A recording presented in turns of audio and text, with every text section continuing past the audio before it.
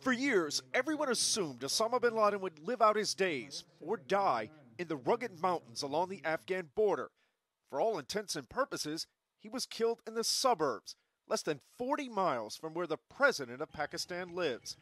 There are no rocky caves near bin Laden's compound in Abbottabad, but there are golf courses in the Pakistan Military Academy, and his house was 8 times bigger than any home in the neighborhood. Here is bin Laden, who has been calling for these attacks, living in this $1 million plus compound, living in an area that is far removed from the front. The 3-story building was built about 6 years ago. A bin Laden protege and his brother lived on the first floor of the main building in another house in the compound. But bin Laden's family occupied the top 2 floors of the main building. Unlike other neighbors who took their trash out, these people burned theirs inside the compound. And if 2 main gates weren't enough to discourage visitors, opaque windows shielded the inside. And there was an 18-foot outer wall topped with barbed wire. It stood out. And a U.S. intelligence official says, given how bad al-Qaeda's finances are, they would only spend this kind of money for one of their top 2 commanders.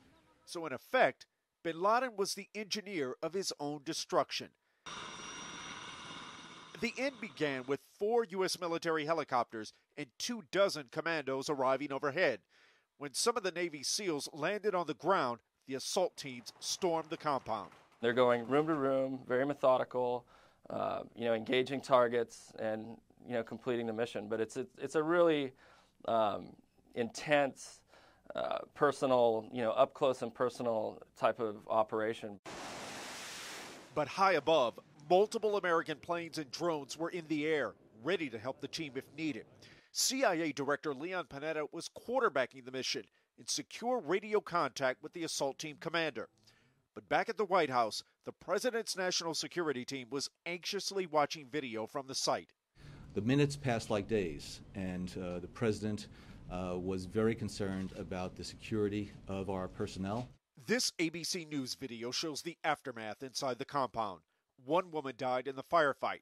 The SEALs shot and killed the 2 brothers and bin Laden's son. And with a shot to the chest and 1 to the head, the SEALs killed Osama bin Laden.